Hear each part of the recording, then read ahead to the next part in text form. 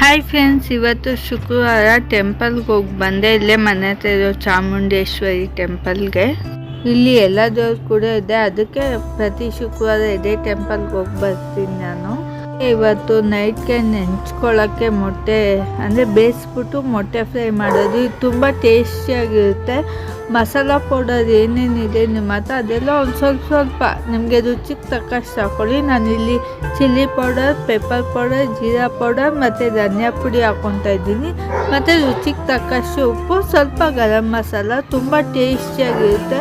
ಇದನ್ನ ಸ್ವಲ್ಪ ಎಣ್ಣೆ ಹಾಕ್ಕೊಂಡು ಫ್ರೈ ಮಾಡ್ಕೊಳ್ಳಿ ಅದನ್ನ ಮಸಾಲೆನ.